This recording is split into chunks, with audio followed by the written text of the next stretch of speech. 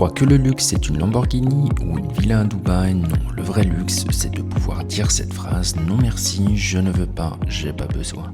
C'est ça le fuck you money.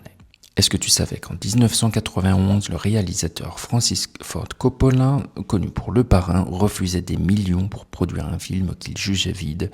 Pourquoi? Tout simplement parce qu'il avait assez d'argent pour ne plus faire un film qu'il détestait. Il avait son fuck you money.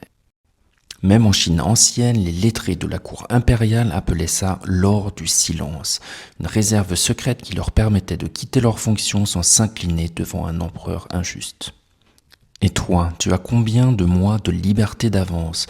Combien de jours peux-tu survivre sans dire oui à ce que tu détestes? Pas pour être riche, juste pour être libre.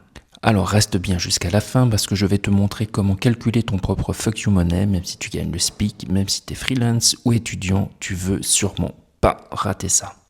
Alors le fuck you money, c'est pas un fantasme de riche, c'est une somme de sécurité qui te permet de dire non à ce boulot toxique, non à un patron abusif, non à un client qui te traite comme un larbin. Du coup, c'est pas de l'arrogance, c'est tout simplement de l'indépendance.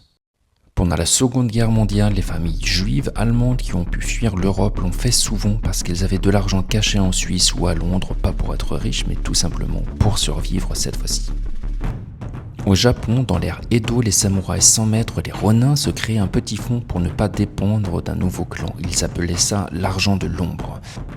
Et même à Hollywood, Morgan Freeman dit qu'il a accepté des rôles indés seulement après avoir mis de côté de quoi tenir 3 ans tranquille, son fuck you money à lui. Alors combien faut-il et comment le construire surtout? Une première formule simple, c'est de calculer combien tu dépenses chaque mois et de le multiplier par 6 ou mieux par 12. Par exemple, tu viens avec 1500 € par mois, ton fuck you money c'est 9000 à 18 000 €. Tu peux commencer par économiser 5 € par jour, ouvrir un compte dédié automatique et surtout ne pas toucher à cet argent, c'est ton parachute.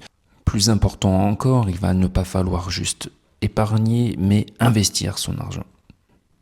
Alors si tu veux pas rester coincé dans une vie par peur de tout perdre, le fuck you money c'est pas un luxe, c'est un devoir. Commence petit, sois régulier, sois plus libre chaque mois. Si tu veux que je te fasse une vidéo complète et spéciale pour t'expliquer comment atteindre ton fuck you money avec un petit salaire ou en tant que digital nomade, n'hésite pas à me le dire dans les commentaires et surtout like, abonne-toi et partage à quelqu'un qui rêve de liberté. Ciao.